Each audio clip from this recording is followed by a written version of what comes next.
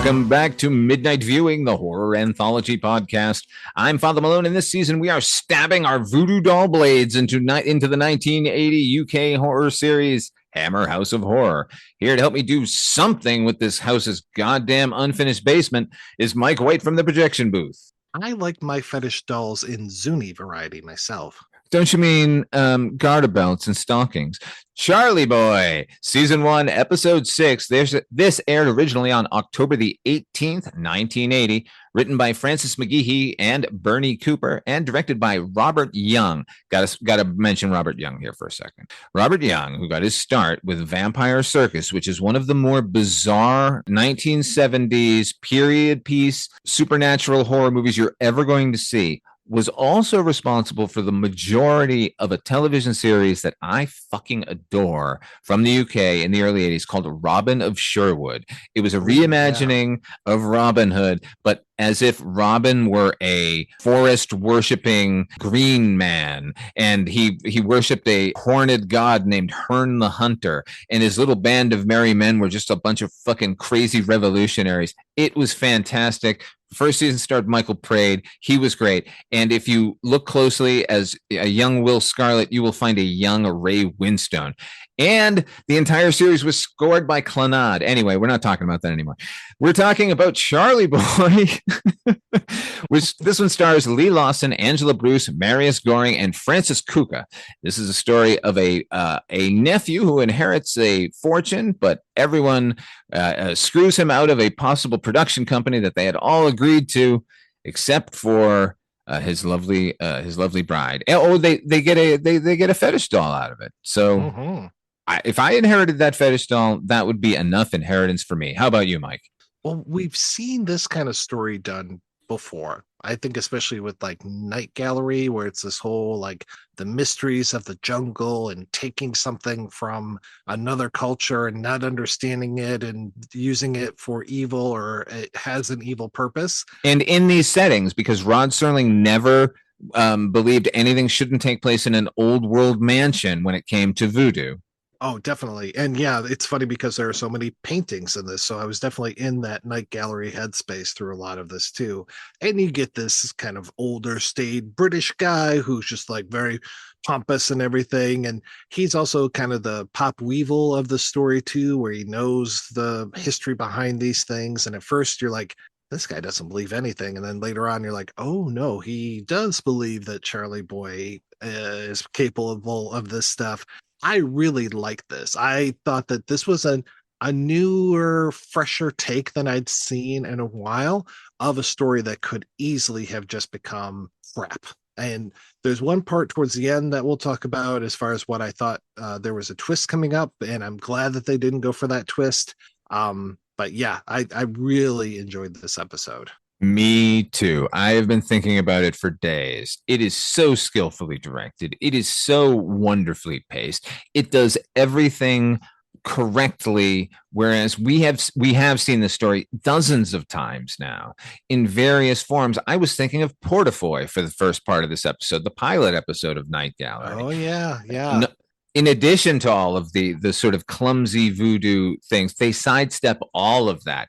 I was so scared when we come to collect the inheritance and he's collecting these paintings and they're like, oh, this is his collection of African art. I'm like, oh no, where are we going to go here? Please be delicate. And it's nimble. It's deftly handled. Oh god, and it could have gone so bad especially because the main character, his girlfriend, is black. So I was just like, oh god, if she ends up in tribal dress or like a leopard skin toga, I am going to be so upset. But they don't do that. She ends up being like one of the smartest characters in the whole thing. And not to say that our main character is any sort of a slouch either. And that's the thing I like, is that these people actually seem to be kind of smart. They're not just like, oh, I don't understand anything that's going on. Like, it does take him a little bit to figure out the mystery, but he eventually figures it out. And luckily, people don't just sit there and question him all the time. Well, no, it can't be that. I mean, of course, there's some resistance, but after a while, it's like, no, this seems to be happening. This fetish doll seems to be controlling everything that's going on. Yeah, here at Hammer House of Horror, their characters figure stuff out when we would. Yes. I mean, there would definitely be in any supernatural situation a moment of that's not really happening, right? But at the same time, you would come to when there's no other fucking reason that your door is slamming and the walls are bleeding. It's time to go with supernatural, and they do that appropriately here. Yes. Yeah. And I like that there's kind of a supernatural thing at the beginning when he accidentally cuts off a guy and the guy's got this big scar. And there's a moment where, it's just all this kind of dual road rage, DUEL, not DUAL, all this road rage stuff going on. And when they finally confront this driver who just about crashes into them head on, which I thought was foreshadowing, we'll talk about that.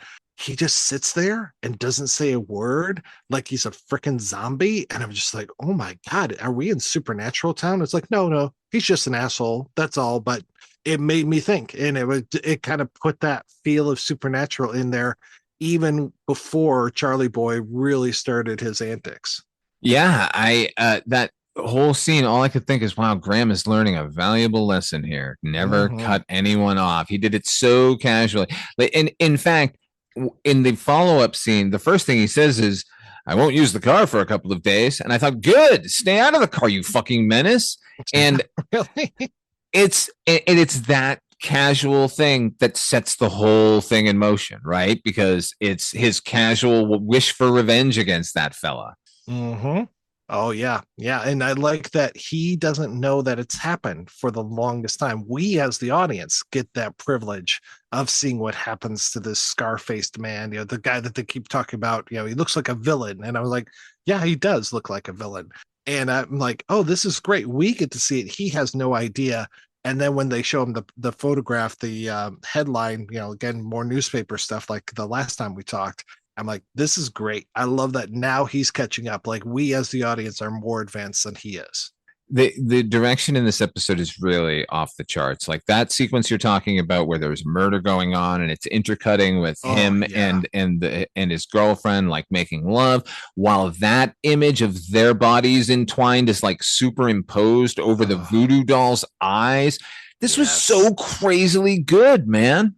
Yeah, this show, I have just been so impressed with it. We're what, 6 episodes in, and I'm like, no clunkers? Really? This is fantastic. And not only that, like in and around the same scene, they give us a moment of exposition where he brings up the photograph where we basically get all of the potential victims and all of the players involved here. And the camera slowly pans from each person's face to each person's face, and we hear flashback dialogue. So it's Yes. setting up what everyone wanted and everyone's motivations. And then the fucking cherry on top, it unfreeze frames and we go back to that fucking the rest of that conversation. I thought that was so masterful. Yeah, that was really well done and totally unexpected. When that happened, I was like, what's going on right now? And then as it carried on and came out of it, I was like, oh, wow. I think I just watched a little bit of genius right there. Here's my note. Motherfucker, that was awesome. By the way, I love his hi-fi set that is embedded in the wall, and his television is embedded in the wall. Very Elvis Presley. I was like, this guy's got it going on. This is some stylish living with that salmon colored paint that he's got too. I was mesmerized by that sunken television that and of course wondering the whole time, like, so what do you do when it breaks? You have to get Mm-hmm. the same set forever. What also impressed me is that's an apartment. It's not even a house. Right, right. Well, I mean, it looked like a 32-inch TV, and that's pretty high tone luxury at that time. Oh, absolutely. Yeah, he's living well beyond his means, I think. When that's kind of the point of the thing where he's trying to create a advertising company and everyone has agreed to be part of it until they don't, and that's really what sets him off, and his intention is to kill all of them or just get what he's due. I don't think he ever intends to kill anyone. Although, let's talk about his brother Mark, because that motherfucker, we meet him punching a horse. Yes, yeah. I am glad he gets what's coming to him because he really should be nicer to that horse. Like he's a Dan Aykroyd character come to life, right? Like this is Winthorpe from Trading Places, made flesh, like the real deal. And oh my god, I I don't understand the English class system as firmly as it is entrenched as it is. Like I understand it in theory, but anytime you hear it spoken aloud, the know Mm, she's working above her station, like you yes. should know your place, kind of a thing. Oh my god, it just makes me want to take pitchforks up. Yeah. No, absolutely. And yeah, it is. I mean, it's funny because we have our own class system, but I guess we use different terms. Yeah, we're poor and we're fucking super wealthy. Yeah, Right. Yeah. Yeah. Exactly. Yeah. There's there's the less 1%, distinction. there's the 99%. Yes. We're not invited to weird pedophile parties. Thank goodness. It always my favorite part of that movie, The Aristocrats, was Eric Idle's take on the joke. Was like, I didn't understand why it was popular in America because you don't have aristocrats. I love it. Our main character reminds me of oh gosh, the guy that would like scalp tickets in Fast Times at Ridgemont High. Him, who we also saw in an episode of it was the Shoes episode Tales from the of Dark Side. Tales Yes, from the Dark Side. Yes. He looks a little bit like that. He also looks a little Chris Kattan to me. I think it might just be the floppy hair with the middle part. But I like this guy. This is another one where I was just like, I don't really recognize anybody that's in this, which is remarkable because the other part of the deal that he's trying to set up, the little guy with the long blonde hair, I was like, boy, he seems like he should be familiar, but I'm just not recognizing his face. yeah, I guarantee you these are people we all saw in minor roles and everything, Oh yeah. except Angela Bruce, who's the female lead here. And she's a brigadier on Doctor Who Oh, nice. for a lot of the episodes, starting with Jesus. I know she was definitely around in the Sylvester McCoy era, but I Mhm. think she got her start when I basically had checked out, which was the Colin Baker. That's the Oh yeah. sixth Doctor when they gave him that ridiculous outfit, and I was like, "Come on, man, And the stalk of celery. Bet. that's five." But Okay. I like the stock of celery. Who's the next one then? So, because I remember Sylvester McCoy, and of Right, course I remember Paul McGann. His one turn as Doctor Who against Eric Roberts as the Master. But yeah, Colin Baker is the one in oh between, and Baker. he was the one with all of the coat with all of the question marks on it. He Okay. had sort of a tight blonde fro, much like our young Okay. man here. All right. All right. Yeah, the fro is what got me. Yep. All He right. lasted 2 seasons. Nobody liked him. I thought he did a great job as the Doctor, but he was saddled with the most ridiculous plot lines. Yeah, poor guy. Yeah, because I've seen him in other things. I like him. Yeah, he's really good. I have a friend who was at a convention and he was just sitting quietly by himself and nobody was bothering to talk to him. And she went and fucking talked his ear off for hours. So All right. Well, cheers, good. Doctor. All Yes, of you exactly. doctors and brigadiers, who's great here. I loved her in this. She's awesome. Yeah. And I just basically happenstance that she's in that photograph that ends up being Charlie Boy's marching orders and the design of Charlie Boy. Yeah. Wow. So good. We actually have over on one of my video shelves, I've got a little African fertility goddess, and it looks so similar to him, but with like without those crazy teeth. He looks so good, and I love all the nails pounded into. Yeah. I thought without the crazy teeth, it would probably not look out of place anywhere. That's what gives it this sort of sinister look. But yeah, all of the blades tucked in, it just seems sort of ornamental.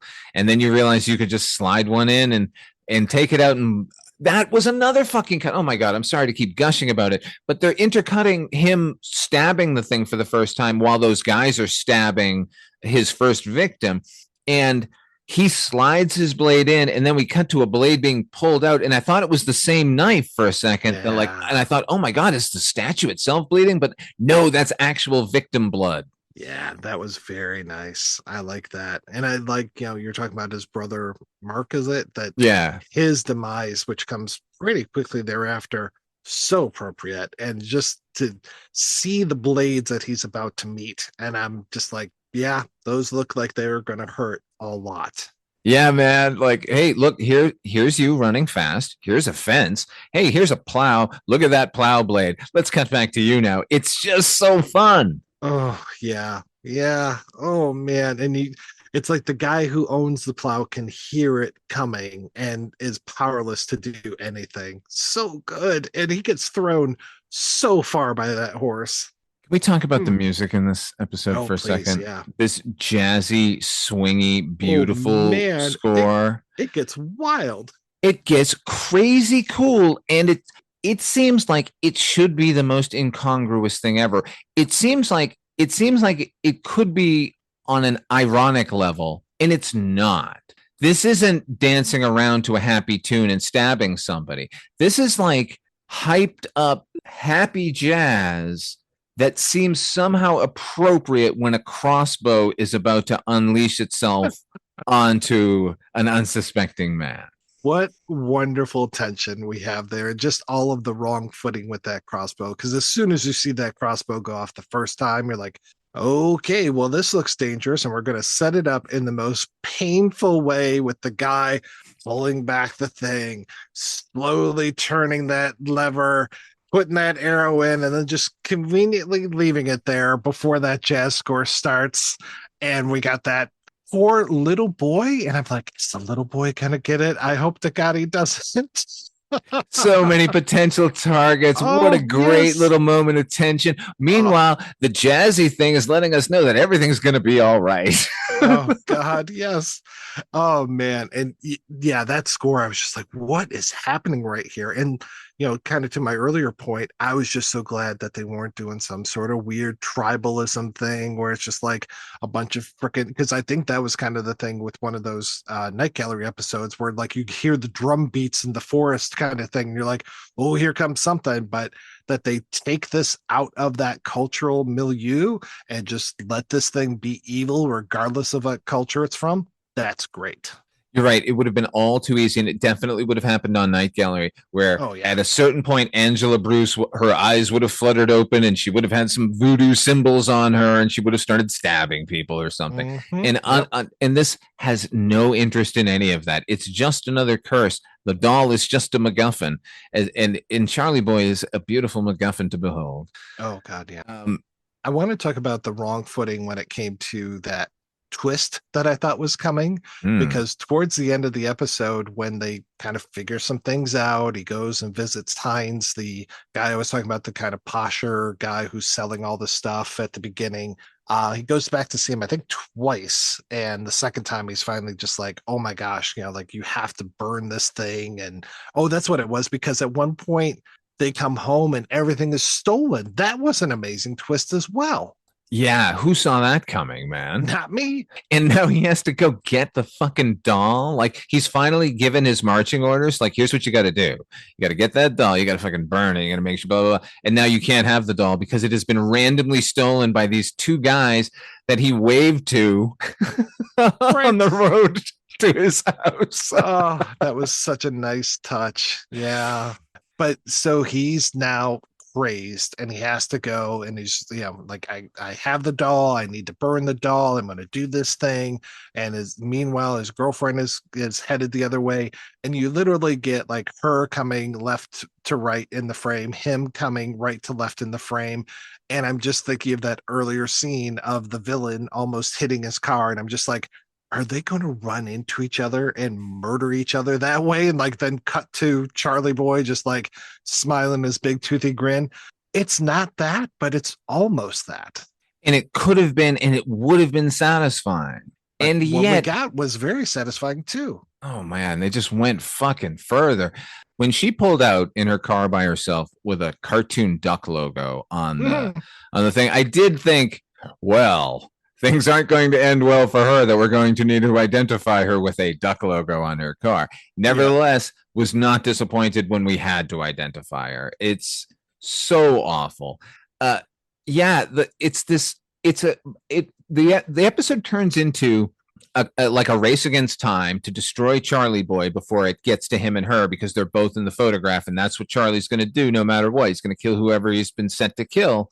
And she gets it, and I just feel bad. And then you think he's going to get away with it, and then oh man, it's so personal at the end. The way it Mhm. kills him, it's just, I don't know. When Just she's hanging out of the car, it almost looks like there's something through her.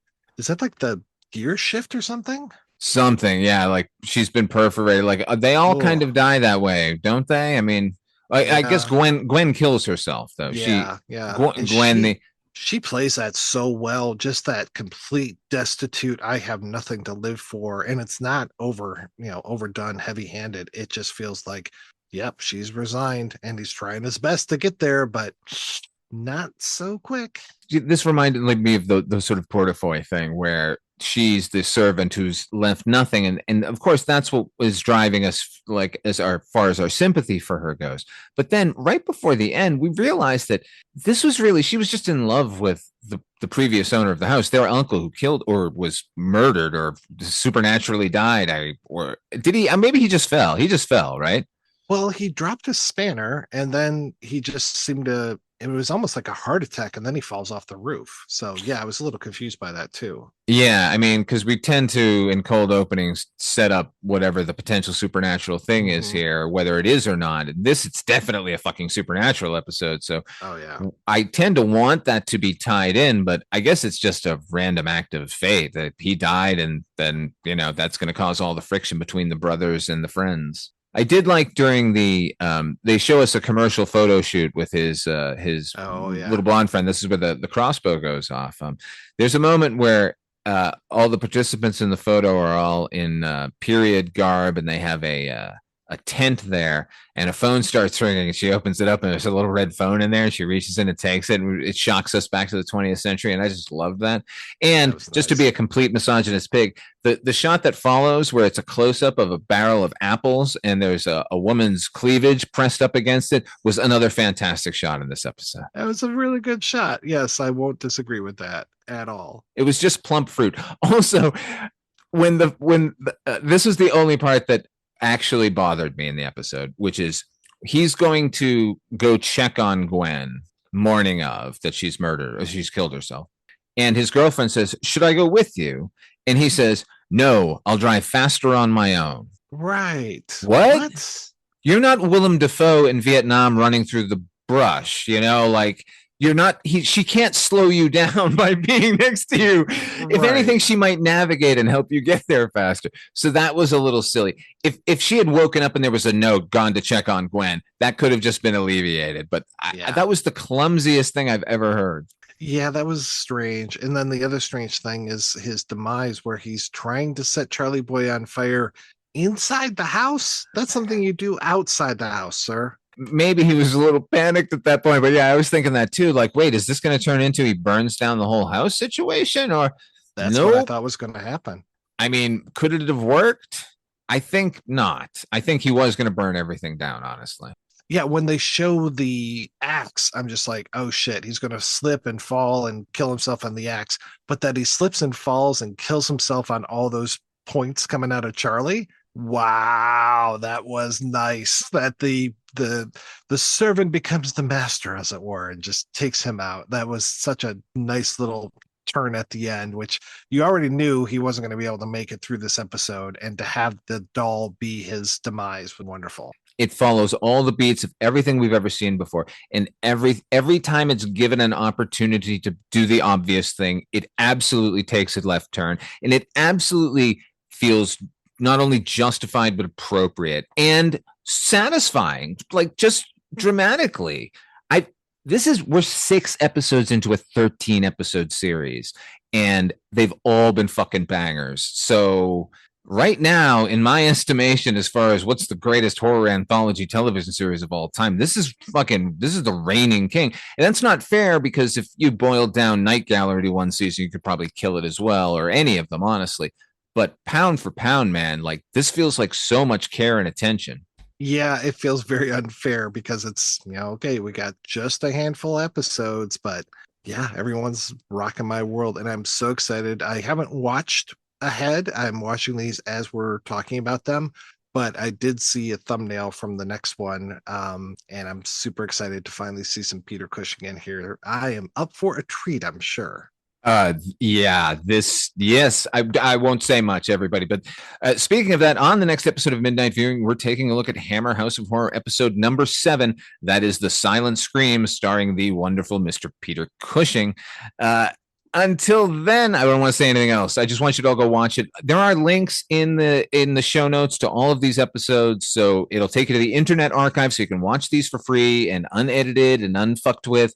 Go watch the silent screen before the next episode of this show. Do not watch this without spoilers, okay, everybody? You've been warned. Until then, Mike, where can people find you if they're looking for you? If they're looking for me, they can find me over at the Projection Booth, which is at Projection Booth Podcast, or all the rest of the stuff that I do as well is available at weirdingwaymedia.com. How about you, Father Malone? Well, you can hear me here, and I'm also the co-host of a podcast about the television series Taxi called Night Mr. Walters Taxi Podcast. I do that with my frequent co-host HP. He's a frequent co-host here on Midnight Viewing. We do all the fests together. We're currently doing Star Trek Fest, looking at all of the Star Trek movies theatrically. And over on the Patreon channel, we've got a Moranis Fest going on. We're looking at all the movies of Mr. Rick Moranis. Check us out there, patreon.com/Father Malone. Until next time, everybody, try to enjoy that daylight.